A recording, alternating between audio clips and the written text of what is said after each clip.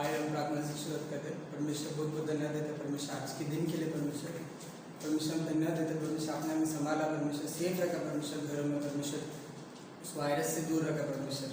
बहुत बहुत धन्यवाद देते हैं परमेश्वर। अभी हम आपकी महिमा के लिए परमेश्वर जमा हुए परमेश्वर, महिमा करते हैं परमेश्वर, आशीष देना परमेश्वर। छोटी सी प्रार्थना यीशु मसीह के नाम से मांगते हैं, आमीन।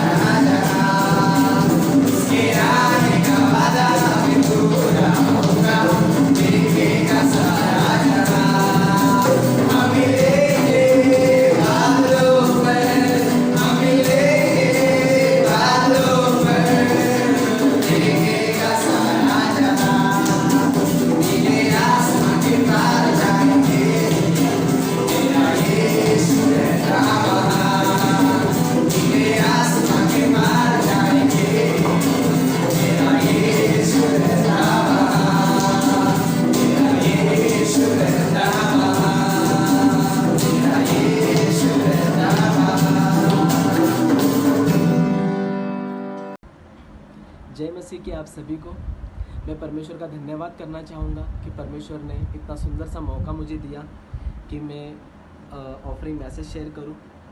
प्रभु का धन्यवाद। मैं ऑफरिंग मैसेज शेयर करने से पहले मैं आपको एक छोटी सी कहानी कहना चाहूँगा बाइबल में से, अब्राहम के बारे में। अब्राहम को सब पहचानते हैं, अब्राहम को सब जानते हैं और सब ने वो स्टोरी सुनी है। जब अब्राहम बहुत बूढ़ा था तब अब्राहम के पास कोई पुत्र नहीं था, कोई संतान नहीं था। अब्राहम प्रेयर करता था, प्रार्थना करता था, परमेश्वर ने उसकी प्रार्थना सुनी, उसको एक पुत्र दिया परमेश्वर ने। इतने बुढ़ापे में भी परमेश्वर चमत्कार कर सकता है, असंभव चीज़ को संभव कर सकता है। परमेश्वर ने उसको एक संतान दी जिसका नाम इसहाक था। और अब्राहम अपने पुत्र इसहाक से बहुत प्रेम करता था। तब परमेश्वर ने सोचा कि अब्राहम की परीक्षा ली जाए। परमेश्वर ने अब्राहम को कहा, जिससे तू बहुत प्रेम करता है, तेरा पुत्र इसहाक, तू उसे मेरे लिए बलि चढ़ा। अब्राहम को पता था कि मेरा परमेश्वर इतना सामर्थी है कि वो चट्टान में से भी, वो पत्थर में से भी मेरे लिए संतान उत्पन्न कर सकता है। अब्राहम गया बलि चढ़ाने के लिए। वो जब बलि चढ़ा रहा था तो परमेश्वर ने उसे रोका। यहाँ पर परमेश्वर अब्राहम का विश्वास जांच रहा था, देख रहा था कि इतने कठिन परिस्थिति में भी अब्राहम का विश्वास कैसा था। आज भी आज ऐसे सिचुएशन है इस महामारी में, आज परमेश्वर हमारा विश्वास जांच रहा है। आज परमेश्वर हमें हमारे विश्वास को परख रहा है। क्या इतने कठिन सिचुएशन में भी, इतने कठिन परिस्थिति में भी क्या हम परमेश्वर के आज्ञाओं का पालन करते हैं या नहीं करते? अगर हम परमेश्वर के आज्ञाओं का पालन करते हैं, इसका मतलब परमेश्वर से हम प्रेम करते हैं। क्योंकि अब्राहम परमेश्वर से बहुत प्रेम करता था, बहुत ज़्यादा प्रेम करता था। अगर हम परमेश्वर के आज्ञाओं का पालन करते हैं, इसका मतलब परमेश्वर से हम प्रेम करते हैं। क्योंकि अब्राहम परमेश्वर से बहुत प्रेम करता था, बहुत ज़्यादा प्रेम करता था, और उसका प्रेम वहाँ पर उस परीक्षा के द्वारा दिखाई दिया। इतने कठिन सिचुएशन में भी अब्राहम ने परमेश्वर की आज्ञाओं को नहीं तोड़ा, उसने मुंह नहीं फिराया, उसने परमेश्वर की बातों को माना। क्योंकि अब्राहम को विश्वास था कि मेरा परमेश्वर वो हमेशा मेरा भला चाहता है। आज ऐसे सिचुएशन में आज हम बहुत सारे प्रॉब्लम फेस कर रहे हैं, लेकिन हमारा परमेश्वर हमारे साथ है, वो हमारे संग है। हमें किसी भी तकलीफ़ की, किसी भी परेशानी से हम लोग, कोई भी परेशानी हमारे जीवन में आए, हम सारे परेशानी को, सारे प्रॉब्लम को फेस कर सकते हैं, उसका सामना कर सकते हैं सिर्फ परमेश्वर के प्रेम से, परमेश्वर के सामर्थ्य से, परमेश्वर के अनुग्रह से। आज हम सब सुरक्षित हैं, इसलिए परमेश्वर का बहुत बहुत शुक्रिया। मैं आपके लिए एक वचन पढ़ना चाहूँगा। यूहन्ना का 14 अध्याय उसकी 15वीं पंक्ति, जॉन 14 वर्स 15 लिखा है वहाँ पर, यदि तुम मुझसे प्रेम रखते हो तो मेरी आज्ञाओं को मानोगे। यहाँ पर यीशु मसीह बोलता है, अगर आप मुझसे प्रेम रखते हो तो आप मेरी आज्ञाओं को मानोगे। परमेश्वर ने हमें आज्ञा दी है, हमें उस आज्ञाओं को मानना है। हमें हर्षित मन से जो कुछ भी हम भेंट चढ़ा सकते हैं, वो हमारी परिस्थिति को जानता है, वो ऐसे सिचुएशन को जानता है। इस महामारी में भी हम उसके लिए, उसके कामों के लिए हम खड़े हैं। वो हमारे विश्वास को परखता है, और हमें पूरा आशा है, हमारा पूरा विश्वास है कि हमारा परमेश्वर हमारे संग है। कितने भी कठिन परिस्थिति आए, वो हमारे संग हमेशा रहे। कठिन परिस्थिति आए, वो हमारे संग हमेशा रहे। आइए हम प्रार्थना करते हैं। हे परमपिता परमेश्वर, आपका बहुत बहुत शुक्रिया प्रभु, इस सुंदर से दिन के लिए, इस सुंदर से समय के लिए मेरे पिता परमेश्वर। और ऐसे कठिन सिचुएशन में भी मेरे पिता परमेश्वर, आपने हमें संभाला, आपने हमें बचाया परमेश्वर, आपने हमसे प्रेम किया मेरे पिता परमेश्वर। आपका बहुत बहुत शुक्रिया प्रभु। ऐसे कठिन सिचुएशन में भी परमेश्वर हमारे विश्वास को मजबूत रखना प्रभु, हमें सहायता करना, हमें मदद करना मेरे पिता परमेश्वर। छोटी सी प्रार्थना प्रभु यीशु मसीह के नाम से करते हैं, आमीन।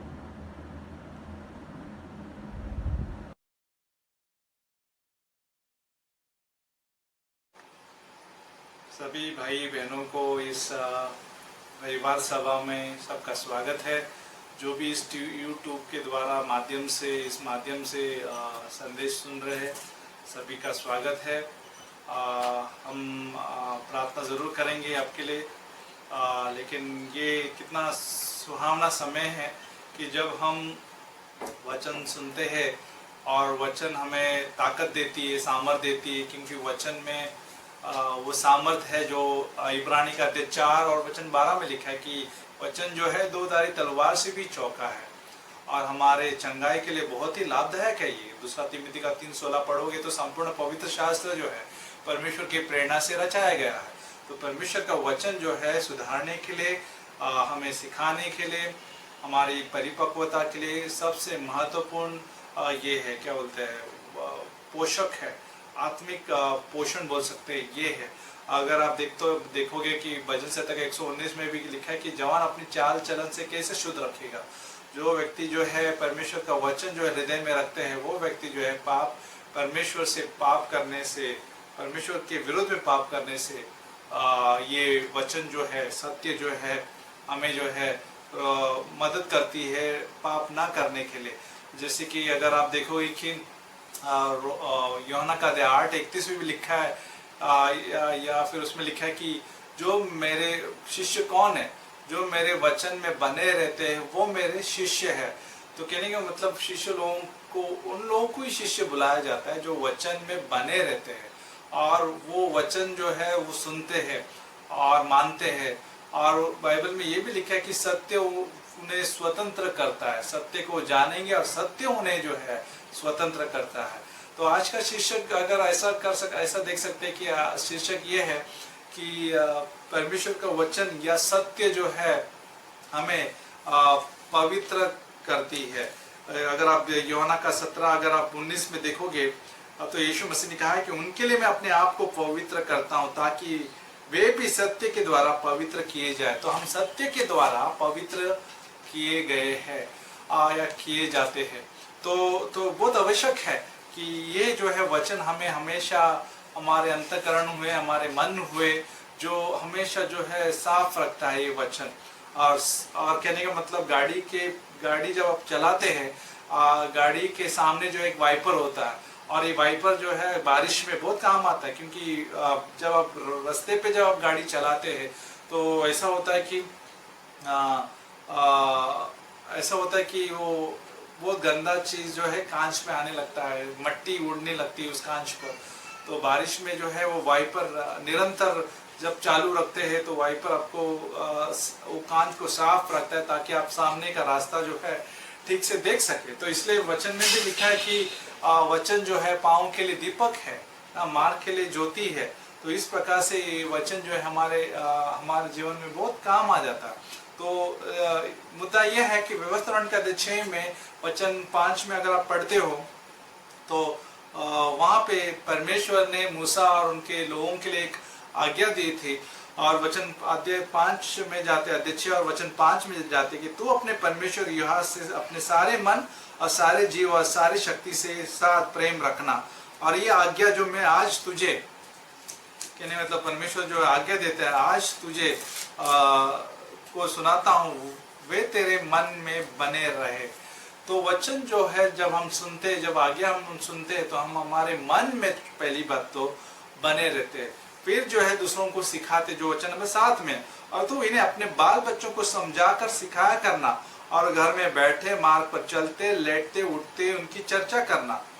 तो जब हम इन बातों को मान लेते हैं, मन में रखते हैं, तो फिर हम इनको सिखा सकते हैं।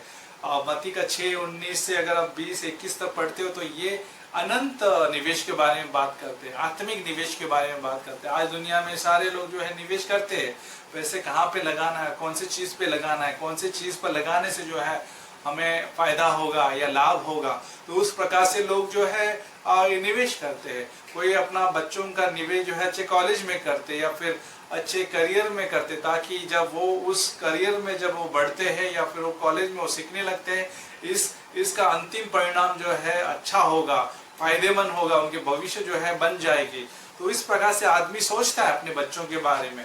लेकिन आत्मिक निवेश में और इस धरती पर जो निवेश हम करते हैं, जो करियर हुआ या धरती के जो है ज्ञान हुए, वो इस धरती के लिए होते हैं। लेकिन बाइबल कहता है कि जो खजाना जो है इस धरती पर रखते हैं तो चोर आता है और कीड़े लग जाते हैं और नष्ट हो जाता है। लेकिन जो खजाना जो है स्वर्ग में है, ना वहाँ पे कीड़े लगेगा, ना वहाँ पे चोर आके लूटेगा और ना वो नष्ट होगा।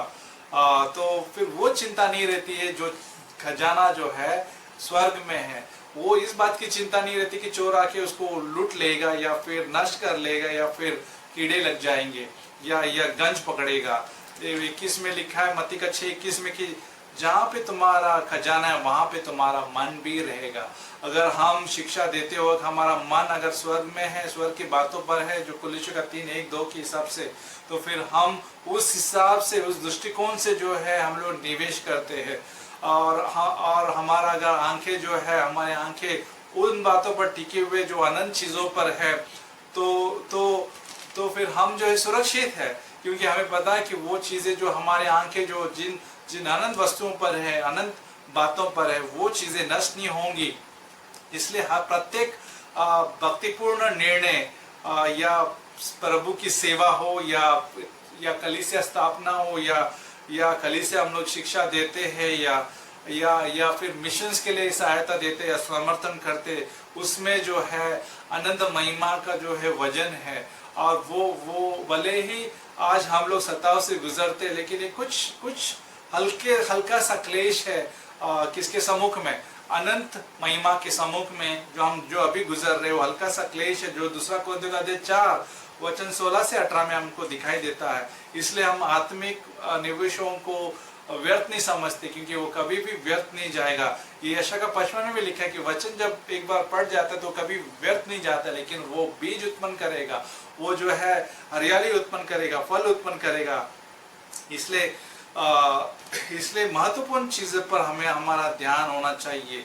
ठीक है, अगर आप देखोगे कि मूसा जो है, मूसा को जब बताया गया था तो ये चीज़ वो सिखा रहा था इजरायली लोगों को कि वो याद दिला रहा था कि हम परमेश्वर से प्रेम करने के कारण ही हम लोग अस्तित्व में है। अगर हम परमेश्वर से प्रेम नहीं करते या परमेश्वर हमसे प्रेम नहीं करता तो हम अस्तित्व में नहीं आते या नहीं रहते। ये परिवार हुआ या चर्च की भागीदारी हुई, लेकिन उस टाइम पे इजराइल की भागीदारी जो थी, परमेश्वर के लोगों की जो भागीदारी थी, वो अस्तित्व में नहीं रहता अगर वो परमेश्वर से प्रेम नहीं करेंगे तो। इसलिए वो अगुओं के परिवार और अगुओं को कहता है कि ये सच्चाई जो है हमें बांटनी है और वो हमें देना है बच्चों को, जो व्यवस्थापन का 6:5 से 8 में दिखाई दिया। पॉल जो है इन बातों को अच्छी तरह से समझता है, इसलिए हमें पॉल को अगर हम देखेंगे तो पॉल तिमोथी के बारे में और तिमोथी के जीवन में बहुत निवेश किया। अगर आप देखोगे कि पॉल क्यों निवेश कर पाया, पॉल क्यों चर्च स्थापना कर पाया, क्यों वो शिक्षा दे पाया, क्योंकि दमस्कस के रास्ते पर जो है प्रेरित के अध्याय 9 में उसने चख लिया था, अनुभव कर लिया था परमेश्वर के प्रेम को और परमेश्वर की बुलाहट को, कि पॉल जानता है कि वो कैसा व्यक्ति था, वो जानता है कि वो योग्य नहीं है। उसने यहाँ तक भी कहा कि मैं मुख्य पापी हूँ और प्रेरितों में सबसे छोटा हूँ। तो ये नम्रता और ये चीज़ें जो है पॉल में थी, क्योंकि उसने चख लिया था और अनुभव कर लिया था परमेश्वर के प्रेम को, जो गलाती का अध्याय 1:18 में भी लिखा कि अरेबिया में भी परमेश्वर ने खुद व्यक्तिगत रूप से जो है यीशु मसीह ने पॉल को सिखाया था। और इसलिए वो जान पाया कि प्रेम क्या होता है। अगर पहला कोरिन्थियों का 13 में अगर आप देखोगे तो प्रेम के बारे में जिक्र किया है, मैं उसमें तो नहीं जाऊंगा, लेकिन प्रेम क्या है करके पॉल ने जो है वर्णन किया पहला कोरिन्थियों के 13 में। अगर प्यार नहीं है तो फिर कुछ भी लाभ नहीं है, हम सब कुछ कर सकते हैं, अगर प्यार नहीं है तो फिर हम हमारा कुछ भी नहीं है। ऐसा वहाँ पे क्या प्यार क्या है करके उसमें लिखा, प्यार सहनशीलता है, प्यार माफी देता है या क्षमा करता है, प्यार में बुराई नहीं है, ना ईर्ष्या है। तो ये जो है प्यार के बारे में पॉल जो है सिखा पाया। और इतना ही नहीं कि यहाँ तक कि इफिसियों की किताब में लिखा है कि प्यार की ऊंचाई, चौड़ाई, लंबाई के बारे में भी बात करता है। तो ये जो व्यक्ति जो प्रेम के बारे में जानता है, वही चीज जो है दूसरों में भी बांट सकता है, दूसरों को भी प्रेम से सिखा सकता है, जैसे कि तिमोथी के जीवन में सिखाया। वहाँ पे तिमोथी का अध्याय 1:13 से 14 में लिखा है कि वहाँ पे जाते दूसरा तिमोथी का किताब में जाते, दूसरा तिमोथी का किताब अध्याय 1 और वचन 13 और 14 देखिए। जो खरी बातें तूने मुझसे सुनी है, वापस से पढ़ेंगे इसको, जो खरी बातें तूने मुझसे सुनी है उनको उस विश्वास और प्रेम के साथ जो मसीह यीशु में है अपना आदर्श बना कर रख। पर प्रेम के साथ और विश्वास के साथ, पौलुस से उसने विश्वास और प्रेम के साथ सुना था ये वचन, तो संभालने के लिए कहा है। जैसे कि 14 में लिखा है, पवित्र आत्मा के द्वारा जो हमें बसा हुआ है, इसे अच्छी धरोहर की रखवाली कर, अच्छी धरोहर की रखवाली कर, इस खजाने की रखवाली कर जो उसको सिखाया गया है विश्वास से और प्रेम से उसने सुना है, क्योंकि वो बातें उसके पास विश्वास और प्रेम से पहुंचाई गई थी और एक रूढ़ी के द्वारा नहीं पहुंचाई थी। तो यहाँ पे जो है पौल जो सिखाता है, प्रेम के बारे में। दूसरा तिमोथी का 2:2 में भी लिखा है, यहाँ पे लिखा है 2:2 में कि जो बातें तूने बहुत से गवाहों के सामने मुझसे सुनी है उन्हें विश्वासी मनुष्यों को सौंप दे, जो दूसरों को भी सिखाने की योग्य है। जो मुझसे सुनी है वो दूसरों को भी सौंप दे। यहाँ पे पॉल जो है सुनने के बारे में और किससे सुनने के बारे में वहाँ पे दर्शाया है इन वचनों में। अध्याय 3 और वचन अगर आप 14 में भी जाओगे तो वहाँ पे लिखा है, दूसरा तिमोथी का अध्याय 3 और वचन 14 में, पर तूने उन बातों पर जो तूने सीखी है और विश्वास किया है ये जानकर दृढ़ बना रह कि तूने उन्हें किन लोगों से सीखा है, तूने उन्हें किन लोगों से सीखा है, विश्वास कर। तो यहाँ पे सुनने के बारे में पॉल यहाँ पे ध्यान दिलाता है और बार बार वो कहता है कि तू किससे सुना है और क्या सुना, और उन सुनी हुई बातें गवाहों के सामने जो तूने सुनी है, जो दूसरा तिमोथी का 2:2 के हिसाब से वो दूसरों को सौंप दे ताकि वो भी दूसरों को सिखा सके। तो सिखाने का माध्यम यह है कि हम पहले सीखते और फिर हमको दूसरों को सिखाना होता है। जैसे कि मत्ती का 28:20 में जो बातें तुमने सीखी और तुमको आज्ञा दी थी वो बातें तुम दूसरों को सिखाओ। जो मत्ती का 28:19 और 20 के हिसाब से जो महाआज्ञा है, महाआज्ञा में सबसे बड़ी बात ये रखी उनके सामने, शिष्यों के सामने, कि जो बातें, सारी बातें उनको सिखाना, जो बातें तुमको आज्ञा दी थी। और कहने का मतलब आज्ञा पहले हम ले लेते हैं और फिर हम सिखाते हैं। तो कहने का मतलब सिद्धांत ये है, मूसा के 4 प्रकार की बातें हैं। पहला बात यह है कि नियम के पहले रिश्ता आता है, अनुशासन के पहले रिश्ता आता है। हम ये नहीं बोलते ये करो वो करो, लेकिन उससे पहले जो है हम प्रेम रखते हैं और प्रेम से इन बातों को हम सिखाते हैं। जैसे कि उत्पत्ति का अध्याय 1 में अगर आप देखोगे कि सृष्टि सुंदर है, पहले दिन क्या बनाया, दूसरे दिन क्या बनाया, ये 7 दिनों में क्या हुआ, वो हलचल कैसी थी, वो सुंदरता दिखाई देती है। लेकिन साथ साथ में आपको ये भी दिखाई देगा कि परमेश्वर जो है ऑर्डर का परमेश्वर लग रहा है, यहाँ पे क्रम का परमेश्वर लग रहा है, वो वहाँ पे एकदम गड़बड़ी का परमेश्वर नहीं लग रहा है। और हमें वो नियम दिखाई दे रही है सृष्टि में, हर प्रकार का जो रूल, 24 घंटे का जो नियम है वो भले ही उत्पत्ति का अध्याय 1 में दिखाई नहीं दे रहा है, लेकिन प्रेम ज्यादा दिखाई दे रहा है। क्यों? क्योंकि परमेश्वर पहला चाहता है कि हमारे प्रति वो रिश्ता रखे, ठीक है ना। तो ये चीज है कि पहला कोरिन्थियों 14:33 जरूर पढ़ो कि गॉड जो परमेश्वर हमारा है वो परमेश्वर जो है क्रम का है, अशांति का नहीं है लेकिन शांति का है। मत्ती का 12:9 में भी देखा कि फरीसी लोग जो है दोष लगाते यीशु मसीह को कि सबत के दिन ये चंगाई करता है, लेकिन जो है फरीसी लोग ये नहीं जानते कि जो जिसके सामने वो खड़ा है, जो उनके सामने जो खड़ा है वो सबत का प्रभु है, सबत का परमेश्वर है, और जिसने सबत उसने खुद ही बनाई है। जैसे कि ये फरीसी लोग इस प्रकार के थे कि जैसे कि चोर उल्टा कोतवाल को डांटे, लेकिन ऐसा नहीं है। परमेश्वर जो है कितना प्रेम से सारे लोगों को प्रति उत्तर देता है। अध्याय 2 अगर आप देखोगे, दूसरा जो पॉइंट में, पहला पॉइंट है कि नियम के पहले जो है रिश्ता महत्वपूर्ण है, और दूसरा पॉइंट ये है कि सत्य पहले मुझ में होना चाहिए, पहले मुझ में होना चाहिए फिर बाद में उनमें होना चाहिए। अगर सत्य मुझ में नहीं है, उनसे पहले मुझ में नहीं है, तो फिर हम कहीं ना कहीं जो है मुझे लाभ नहीं होगा, ये मेरे जीवन के लिए लाभ नहीं होगा। जैसे योना का 17:19 में लिखा है कि जैसे अगर आप देखोगे वहाँ पे यीशु मसीह ने कहा कि पहले ये सत्य जो है मुझे पवित्र करे, ठीक है, और फिर जो है ये जो अगर पढ़ोगे वहाँ पे जाएंगे 17:19 में, योना का 17:19 बहुत अच्छा वचन है कि कैसे यीशु मसीह उदाहरण रख छोड़ता है शिष्यों को और कैसे सिखाता है। देखिए, उनके लिए अपने आप को पवित्र करता हूँ, उनके लिए मैं अपने आप को पवित्र करता हूँ ताकि वे भी सत्य के द्वारा पवित्र किए जाए। अगर योना का 13 में अगर आप देखोगे कि वो शिष्यों के पैर धो रहे थे और वो एक नमूना छोड़ दिया और उन्होंने कहा कि जैसे मैंने तुम्हारे साथ किया वैसे आप भी आपस में आप किया करो। तो यहाँ पे स्पष्ट है कि पहले ये सत्य मुझ में होते हैं, फिर बाद में उनमें होता है, या दूसरे शिष्य में होता है जिसको मैं सिखा रहा हूँ, उनमें होने से पहले मुझ में होता है, ठीक है, जैसे यीशु मसीह उदाहरण रहा है।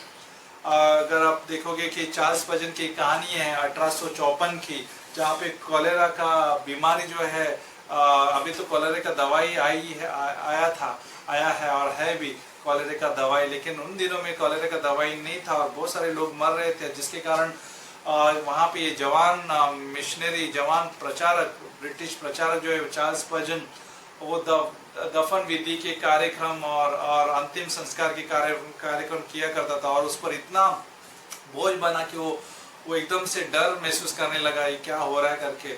लेकिन जैसे वो उन दिनों में वो चल रहा था, उसने एक मोची वाले दुकान के ऊपर एक वचन देखा जो भजन संहिता का 91 जो 90 के बाद 91 जो बोलते हैं 91 अध्याय में उसने देखा कि एक भी जो है रोग जो है तेरे पास नहीं रहेगा। अगर उस भजन संहिता 91 अगर आप देखोगे तो वो वचन जो है इतना छू गया कि उसके बाद तुरंत उसका दिल जो है बदल कर वो विश्वास में परिवर्तित हो गया और वो कहने लगा कि अब मैं नहीं डरूंगा। और वो मुलाकात करने रुका नहीं और वो सारे कार्यक्रम करने में रुका नहीं, ठीक है ना। वो बात थी उन दिनों में। पॉइंट नंबर 3 ये है कि हर दिन हमारे लिए एक मौका है सिखाने का, इसलिए हम समय का सदुपयोग करते हैं, हर मौके का पूरा अवसर उठाते हैं निवेश करने के लिए। और कौन सा निवेश? आत्मिक निवेश, अनंत चीज़ों को मायने रखते हुए निवेश हम लोग करते हैं। हम लोग व्यर्थ का बोलेंगे जो अनंत निवेश नहीं है, क्योंकि जो चीज़ें जो है इस धरती पर हम ध्यान देंगे वो चीज़ें जो है नष्ट हो जाएगी, लेकिन जो चीज़ें स्वर्ग की बातों पर है और स्वर्ग की चीज़ों पर है वो नष्ट नहीं होगी। जैसे कि मत्ती का अगर हमने 6 पढ़ा जो है उसमें लिखा था। तो तीसरी बात जो जरूरी है। चौथी बात है कि बार बार हमें अपने आप को सिखाना है, इन बातों को याद दिलाना है। रिपीटेशन बोलते हैं, बार बार हमें दोहराना है। ये दोहराना जो है शिक्षक का अच्छा मित्र है, दोहराना। इसलिए बाइबल में कहता है कि ध्यान कहने तो मनन करते रहिए, दिन रात मनन करते रहिए। मनन करने का कारण है कि हम भूलते नहीं और हमारे अंदर वो रहता है और सही समय पर उसका इस्तेमाल होता है। लोग अच्छी शुरुआत तो भले ही करते हैं, लोग अच्छी शुरुआत करते हैं सेवकाई को लेकर, चर्च को लेकर, उनका ऊर्जा, उनका उत्साह शुरुआत में अच्छे रहते हैं, लेकिन धीरे धीरे धीमा हो जाता है, जटिल हो जाता है, निर्णय कठिन हो जाते हैं, क्योंकि वो फिर भूल जाते हैं कहाँ कैसे शुरुआत किए थे और कैसे उन्होंने अपना शुरुआत जो सेवकाई के लिए किए थे। वो साधारण जो बोलते ना सादा सत्य को वो जो है भूल जाते हैं। भजन संहिता का 106:13 में लिखा है कि इज़राइल जो है जल्दी भूल गया परमेश्वर के कार्यों को, क्योंकि उससे अगर आप 12 भजन संहिता का 106:11-12 अगर आप पढ़ते हो तो परमेश्वर के कार्य के बारे में है, चमत्कार के बारे में, लेकिन उन चमत्कारों को जल्दी ही इज़राइल भूल गया और वो परमेश्वर की सलाह के लिए भी इंतजार नहीं कर रहे थे। नीति वचन का 9:9 में लिखा है कि अगर आप बुद्धिमान को सिखाओ वो और भी बुद्धिमान बनते रहेगा, न्यायी व्यक्ति को सिखाओ तो वो और भी अपना सीखना जो है बंद नहीं करता है। दूसरा शमूएल का अध्याय 7:18-24 में लिखा है, वहाँ पे राजा दाऊद जो है अगर 18-24 में अगर आप पढ़ोगे, दाऊद का हृदय स्पष्ट दिखाई दे रहा है। वहाँ पे वो प्रभु के सामने जो है बैठता और कहता कि मैं कौन हूँ परमेश्वर, और मैं कैसे घराने से मुझे लाया है और मैं यहाँ तक मैं पहुँचा हूँ। यहाँ इससे साबित होता है कि दाऊद जो है भूला नहीं परमेश्वर के आशीषों को और परमेश्वर ने किस प्रकार से उसको यहाँ तक पहुँचाया है। इसलिए हम लोग जो है भूलते नहीं है, इसलिए हम लोग जो है सिखाते हैं अपने बच्चों को। जो चीज़ें हमने पाई है उन चीज़ों को हम बांटते हैं, सिखाते हैं, और जो आज्ञा का पालन करना हमने सीखा है वो हम लोग सौंपते हैं उन विश्वासी के पुरुषों को दूसरों को सिखा सके। इसलिए हमें जो है सीखते हैं, हम सीखते रहते, सीखना कभी बंद नहीं करते। बुद्धिमान पुरुष उसको ही कहा गया है, वो कभी व्यर्थ नहीं जाएगा जो सीखते रहते। इसलिए हमें जो है ये मसीह का जीवन, मसीह का प्रेम, मसीह की बुद्धि जो है पास ऑन करना है, दूसरों को बांटना है, चाहे वो छोटे से लेके बुजुर्ग तक क्यों ना हो, चाहे संडे स्कूल से लेके चर्च तक क्यों ना हो। हमें हमेशा जो है विश्वास योग्य बने रहना है वचन के प्रति, और वचन को लेते रहना है, कभी भी हमें रुकना नहीं है। चाहे कुछ भी हो। इस चार्ल्स स्पर्जन कॉलरा के टाइम पे वो हार नहीं मानी, वो हार मानने ही जा रहा था, लेकिन वो वचन ने उसको तंदुरुस्त किया, स्वस्थ कर दिया और वो मजबूत हो गया। तो इन दिनों में भी भले हम लोग लॉकडाउन में हैं, कोरोना वायरस चल रहा है, परमेश्वर हमें बुद्धि देगा, परमेश्वर हमें ताकत देगा, सामर्थ देगा और हमारा डर जो है, जो भी डर होगा वो तुरंत निकल जाएगा। ठीक है, तो प्रार्थना करते रहिए, वचन को सीखते रहिए। किससे आप सीख रहे वो भी बहुत महत्वपूर्ण है। जैसे पॉल जो है बार बार याद दिलाता रहा कि आप किससे सुनी है, इसके ऊपर भी बहुत महत्वपूर्ण है, ताकि हम सही सिद्धांत जो है बांट सके। गलत सिद्धांत नहीं बांटना है हमें। इसलिए दूसरा तिमोथी का 1:13-14 बहुत ज़रूरी है कि धरोहर की रखवाली करते हम लोग और उन बातों पर हम लोग संभालते हैं जो हमें सिखाया गया है। सिद्धांत बहुत ज़रूरी है और सही सिद्धांत ज़रूरी है, संयमी सिद्धांत ज़रूरी है। तो आप सीखते रहिए। ठीक है, तो वीडियो को देखने के लिए धन्यवाद। और मैं आपके लिए प्रार्थना करूँगा परमेश्वर जो भी ये इन वचनों को सुना है आज के दिन, उनको आशीषित करना, उनकी मदद करना और उत्साहित करना प्रभु इन वचनों को सुनने के बाद प्रभु, क्योंकि तेरे वचन जो हमें पवित्र ठहराते प्रभु, शुद्ध रखते प्रभु। हमारे सामने जो दृष्टिकोण सही और साफ रहता है, दिशाएं हमें दिखाई देती है प्रभु। तेरे वचन के द्वारा दर्शन साफ हो जाता है प्रभु। तो ये वचन के द्वारा लोगों को आशीषित करना, चंगाई देना प्रभु। अगर कोई डर है, भय है, किसी चीज़ की चिंता है, तेरे वचन से प्रभु सारी चीज़ें जो है दूर कर देना प्रभु। प्रभु मसीह के नाम से इन बातों को अधीन में देते हैं और संदेश तेरे अधीन में देते हैं। आमीन आमीन। जय मसीह। सबको बने रहिए, जुड़े रहिए। आमीन।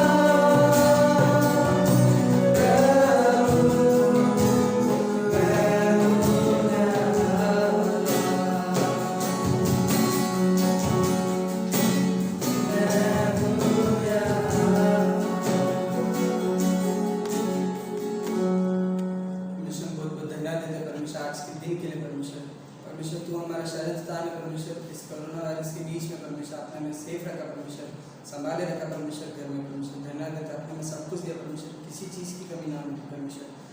परमेश्वर आप महान हो परमेश्वर, आप परमेश्वर सबसे ऊंचे हो परमेश्वर, जो कि परमेश्वर इस दुनिया में परमेश्वर बीमार है परमेश्वर, कोरोना वायरस से पीड़ित है परमेश्वर, आपने सबको बचाना परमेश्वर, आपका वचन सब तक पहुँचने देना परमेश्वर, गॉस्पेल सबको पता चले परमेश्वर आपके बारे में परमेश्वर, सब तक पहुँचने देना परमेश्वर। बहुत बहुत धन्यवाद देते हैं परमेश्वर आज के दिन के लिए परमेश्वर, आगे का समय आपके हाथ में सबका परमेश्वर। छोटी सी प्रार्थना यीशु मसीह के नाम से आते हैं।